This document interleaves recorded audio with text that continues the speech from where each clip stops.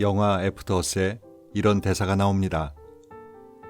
위험은 실제하지만 공포심은 당신의 생각에 따라 달라진다.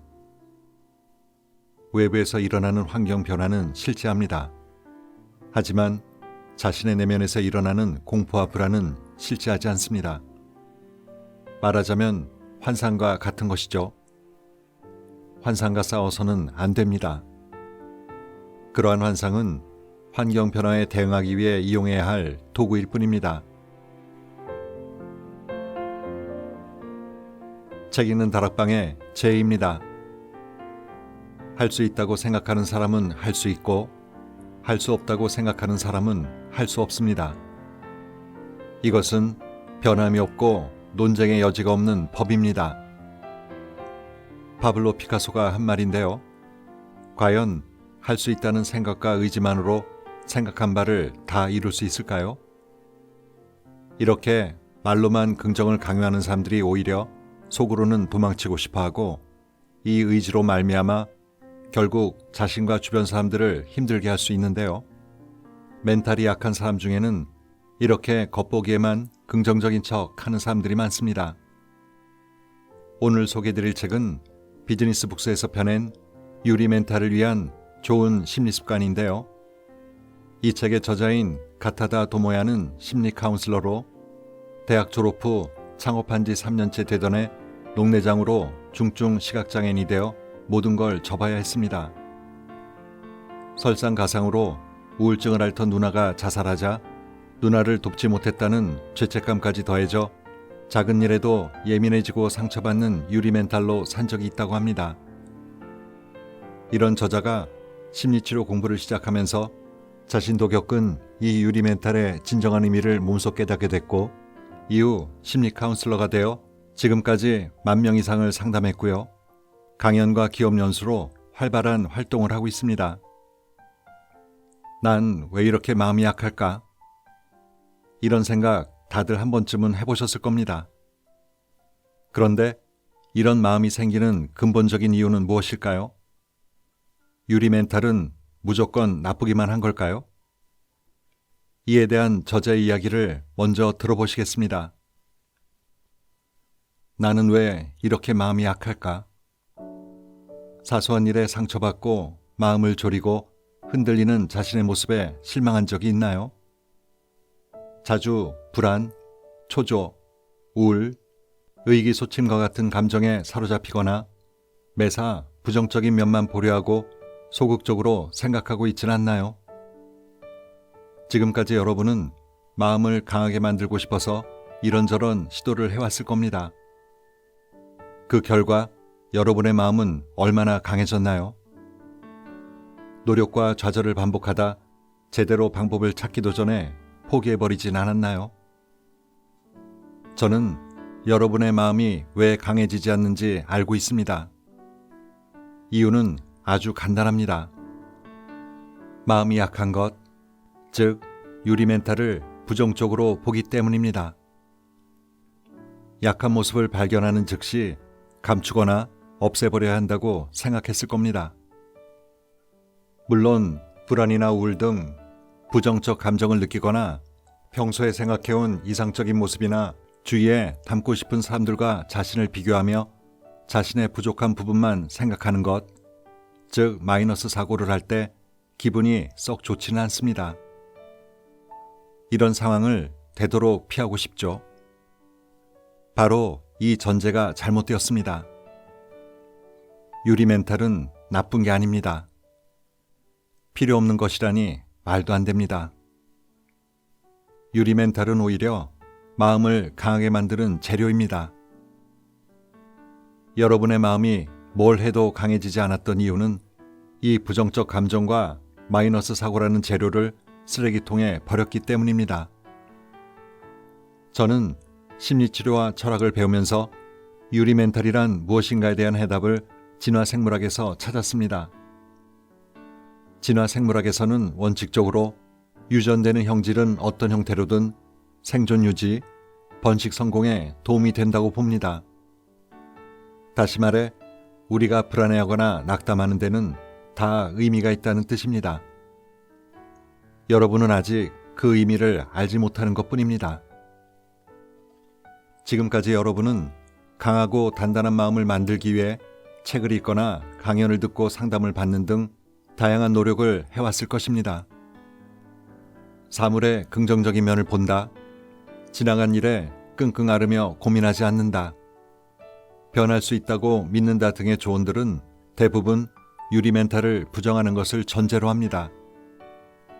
하지만 자신의 약한 마음을 부정해서는 정말로 강해질 수 없습니다. 그리고 정말로 강한 사람은 이를 잘 알고 있습니다. 혹시 마이크 타이슨이라는 권투 선수를 알고 있나요? 데뷔 후 2년 만에 헤비급 세계 챔피언 타이틀을 3개나 거머쥔 세계 최고의 권투 선수입니다. 하지만 그런 타이슨마저 시합 전에는 늘 질지도 모른다는 두려움에 손을 덜덜 떨었다고 합니다. 아무리 강한 사람이라도 이러한 약한 면모는 있기 마련입니다. 인간은 누구나 유리 멘탈이니까요. 당시 타이슨의 트레이너이자 복싱 챔피언들의 위대한 스승인 커스 다마토는 그에게 이렇게 조언했습니다.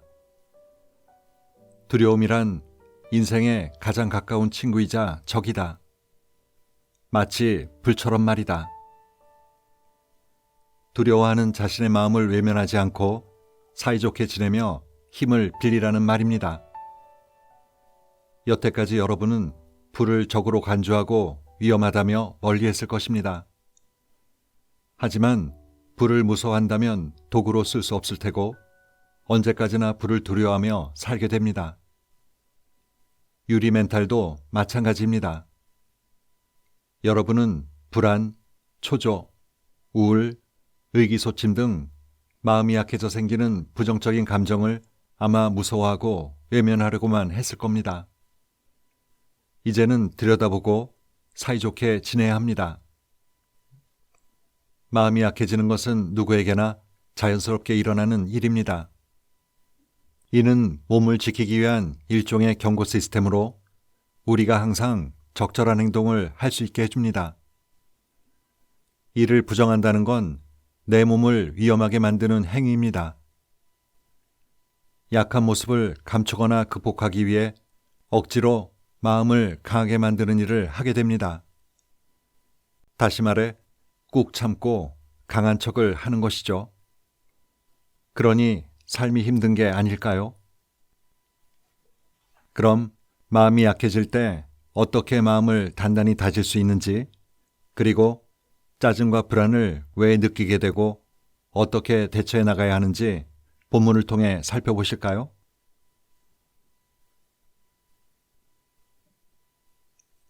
마음이 원래 약한 사람은 없다. 이 세상에 마음이 약한 사람은 없다고 생각합니다. 하지만 마음이 약해져 있는 사람은 아주 많습니다. 과연 무슨 말일까요? 사실 마음이 강하다, 마음이 약하다는 표현 자체가 이상한 것입니다. 알기 쉽게 예를 들어보겠습니다. 운동신경이 아주 좋은 건장한 스포츠맨이 있다고 합시다. 이 스포츠맨이 강한지 약한지 물어본다면 모두가 강한 사람이라고 대답할 것입니다. 그런 강한 사람이 감기에 걸리면 어떻게 될까요? 열이 38도가 넘으면 몸이 생각대로 움직이지 않습니다. 일어나는 것은 물론이고 몸을 가누는 것조차 힘듭니다. 그렇다면 이 스포츠맨은 몸이 약한 사람일까요? 물론 아닙니다. 몸이 약한 사람이 아니라 잠시 몸이 약해져 있는 사람입니다. 몸에서 열이 나는 건 바이러스를 죽이려는 방어 반응이고 그 탓에 잠시 약해져 있을 뿐입니다. 따라서 자리에서 일어나지 못한다고 해서 왜 이렇게 몸이 약할까 하고 한탄하거나 억지로 강한 척해서는 안 됩니다. 그러면 오히려 회복이 늦어집니다. 감기에 걸려 일시적으로 몸이 약해졌을 뿐이라고 현재 상태를 인정하고 약을 먹고 푹 쉬면 자연스럽게 건강을 금방 회복할 수 있을 것입니다. 마음도 다르지 않습니다. 여러분이 지갑을 잃어버렸다면 기분이 어떨까요? 우울하겠죠? 어깨를 축 늘어뜨리고 한숨을 쉬고 끙끙대며 한탄할지도 모릅니다. 그런데 이를 마음이 약해서라고 할 수 있을까요? 몸의 경우와 마찬가지로 잠시 약해져 있는 것입니다. 평소에 낙천적이고 긍정적인 사람이라도 지갑을 잃어버리면 울적해집니다. 조금도 우울해지지 않는다면 그게 더 이상할 겁니다. 우울하다는 건 두 번 다시 같은 일을 겪지 않게 대비하라고 나타나는 자연스러운 방어 반응이며 그 탓에 잠시 약해져 있는 것뿐입니다. 문제는 방어 반응이 나타났을 때 대처를 어떻게 하느냐입니다. 마음이 약한 사람은 지갑을 잃어버리고 우울해하는 자신을 한심해하면서 빨리 잊자고 강한 척하며 마음이 보내는 경고를 무시합니다. 울적한 기분이 사라지지 않으니 결국 나는 마음이 약해서 안 돼 하면서 자기 부정을 하기 시작하죠. 발목에 접질러서 잘 걷지 못할 때 몸이 약하다고 스스로를 책망하나요? 고통도 자신을 지키기 위한 방어 반응입니다. 아프지 않은 척, 강한 척할 필요가 없습니다. 괜히 그랬다가는 약해져 있는 상태만 더 길어집니다. 불안하고 우울하고 낙담하고 고민하는 것도 전부 이유가 있어서 일어나는 방어 반응입니다. 이런 경고를 무시하거나 강한 척하며 숨기지 않아야 합니다. 그렇다고 해서 부정할 필요도 더더욱 없습니다. 이럴 때마다 나는 안 돼 라고 낙담하거나 비난한다면 여러분은 1년 동안 몇 번이나 쓸데없는 자기 부정을 하게 됩니다. 그렇게 부정하면 할수록 자기 자신이 싫어지고 자기 불신, 말 그대로 자기 자신을 믿기 힘들어집니다. 한 번 더 강조하지만 이 세상에 마음이 약한 사람은 없습니다. 그저 잠시 약해져 있는 것을 인정하지 않고 사사건건 자신을 탓하다가 기어코 스스로를 믿지 못하게 된 늘 약해져 있는 사람이 있을 뿐입니다. 약한 마음을 인정하는 것이 먼저다. 단단한 마음을 가지고 있다면 약한 마음을 부정하거나 강한 척하지 않습니다. 부자연스럽게 행동할 필요가 없죠. 여러분에게 필요한 것은 자연스럽게 나타나는 감정을 인정하고 보상하는 것입니다. 보상이란 부족한 것을 보충하려는 마음의 작용을 말합니다. 자기 자신에게 솔직해져야 그에 따른 보상작용으로 마음이 강해집니다. 부족한 부분을 보충하기 위한 행동을 일으키는 것이 유리 멘탈의 역할입니다. 그리고 행동을 개선하면 내면은 자연스럽게 강해지게 되죠. 실제로 저는 눈이 잘 보이지 않자 부족한 감각을 메꾸려는 듯 귀로 들리는 정보에 민감해지고 손과 손가락의 감각이 예민해졌습니다. 보상작용, 즉 부족한 것을 보충하려는 움직임은 스스로 몸을 지키기 위해 자연스럽게 일어나는 작용입니다. 안 좋은 일을 겪었을 때 불쾌한 감정이 드는 게 당연합니다. 지갑을 잃어버리면 속상하고 수입이 줄어들면 불안합니다. 문제는 그러한 자연스러운 감정을 부정하면 개선하기 위한 행동으로 이어지지 않는다는 것이겠죠. 구도는 아주 단순합니다. 가령 시합에서 져서 화가 난다면 자연스러운 감정입니다. 이런 감정을 해소하기 위해 연습량을 늘리거나 연습 방법을 바꾸는 등 행동을 수정합니다. 결과를 직시했다. 도망치지 않고 끝까지 해냈다는 자부심이 생기면 자신에 대한 믿음도 생깁니다. 다시 말해 진정한 자신감이 내면에서 솟아납니다. 자연스럽게 강한 마음이란 이런 것입니다. 시합에 져서 억울하고 분한데 아닌 척, 괜찮은 척 자신을 속이고 몸 상태가 좋지 않아서 심판 판정이 이상해서 등의 이유를 대며 자연스러운 감정을 똑바로 보지 못하고 회피하는 선수는 신체적, 기술적으로는 물론 정신적으로도 강해질 수 없습니다. 왜냐하면 억울하고 분한 감정을 인정하지 않는 한 부족함을 보충하려는 보상작용, 다시 말해 상황을 바꾸기 위한 행동을 하지 않기 때문입니다. 이는 정신적인 국면에 국한되지 않습니다. 정신적 문제는 전부 환경 변화에 의해 생깁니다. 그리고 변화를 만들어야만 해결할 수 있습니다. 이러한 확신을 얻은 후 지난 10년 동안 일어난 일로 약해진 저의 마음을 전부 강인함의 재료로 가공해 왔습니다. 즉, 끊임없이 부족한 능력을 보충해 왔다는 뜻입니다. 그러자 할 수 있는 일이 늘었고 점점 더 자신을 믿게 되었습니다. 어떤 일에도 동요하지 않는 마음은 갖지 못했지만 동요하는 마음을 효과적으로 활용하는 방법은 알게 되었습니다. 그 결과 앞으로 무슨 일이 일어나고 아무리 마음이 약해져도 괜찮아 라는 확신이 생겼습니다. 마음을 강화하기 위해 뭔가를 나쁘게 말할 필요는 없습니다.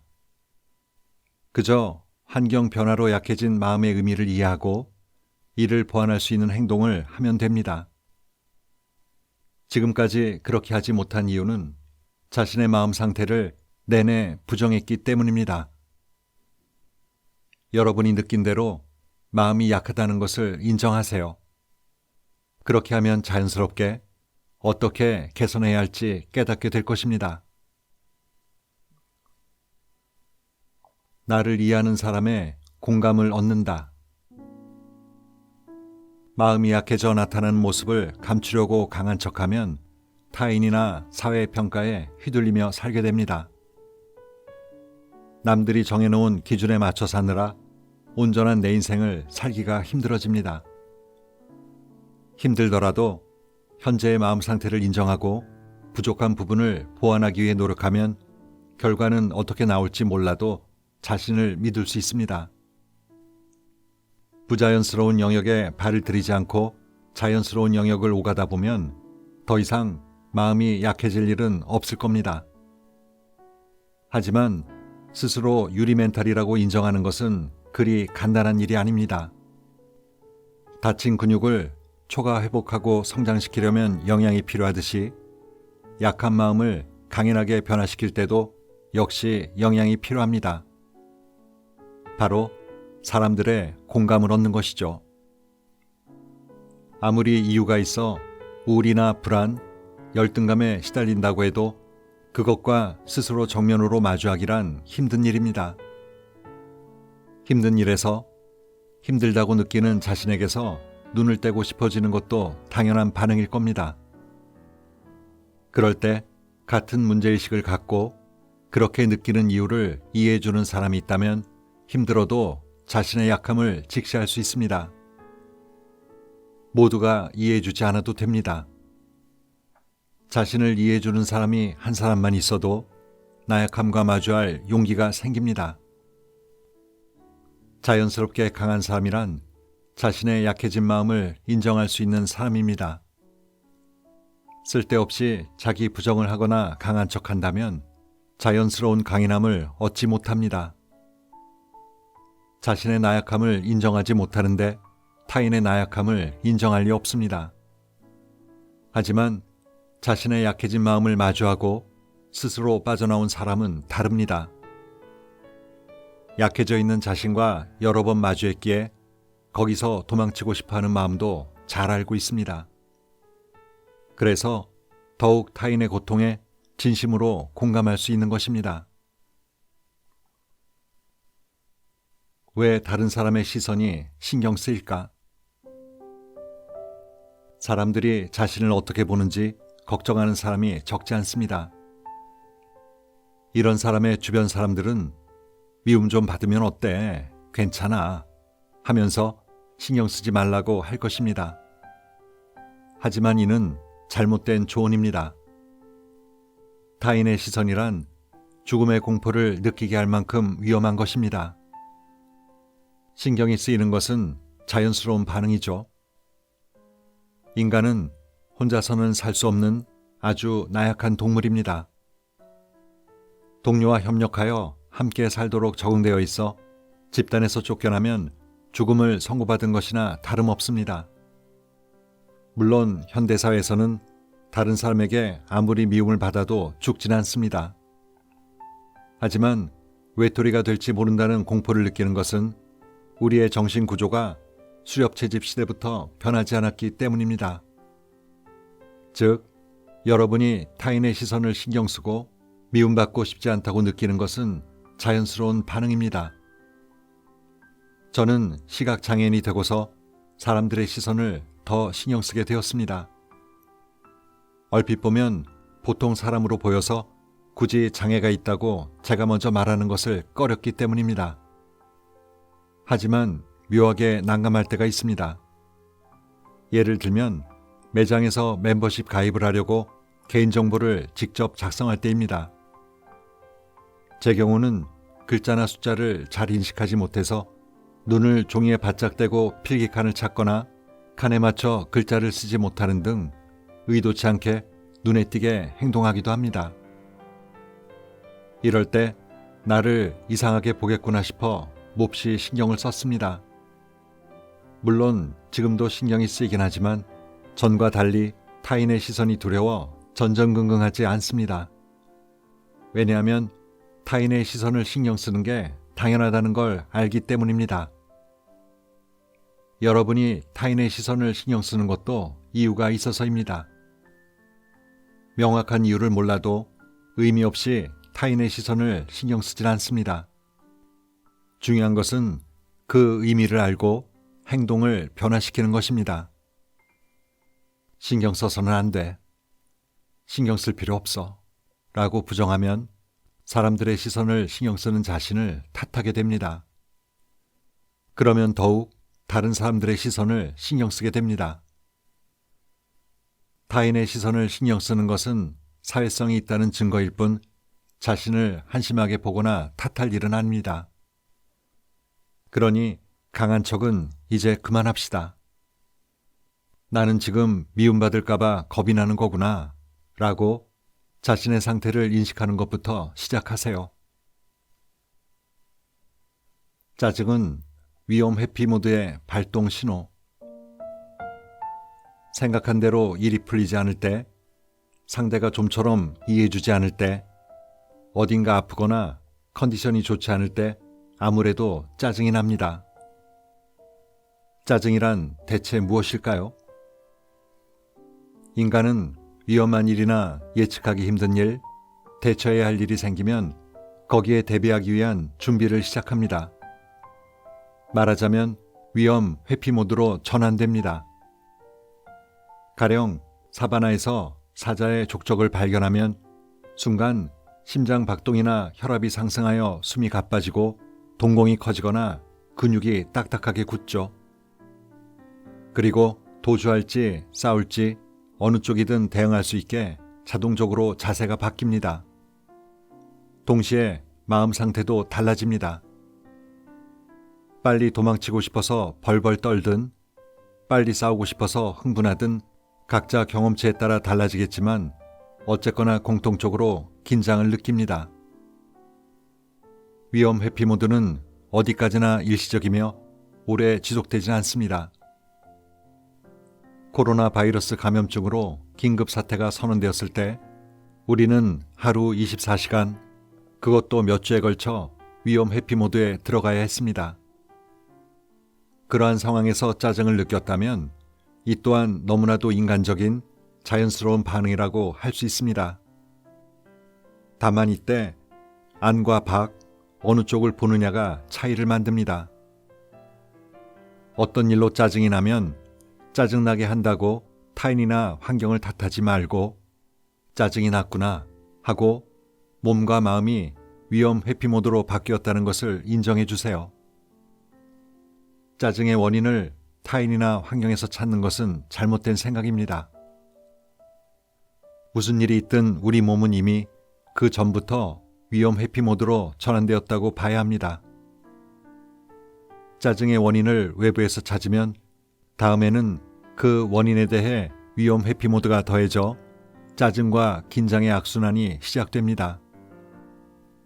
짜증이 났을 때는 본인이 느끼는 불안과 긴장에 주목해야 합니다. 불안과 긴장이라는 경고를 인간적이어서 라는 관용적 태도로 받아들입시다.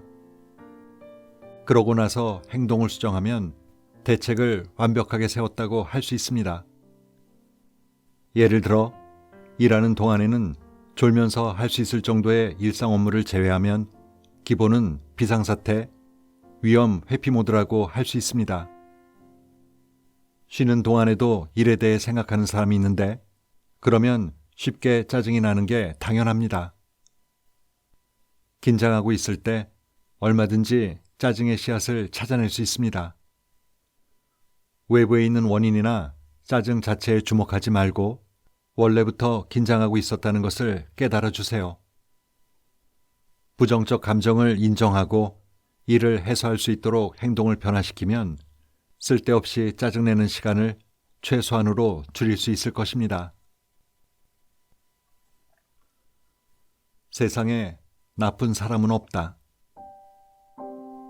유리 멘탈을 극복하는 데 있어 가장 힘든 점은 아마도 타인이나 환경 탓을 하지 않는 것입니다.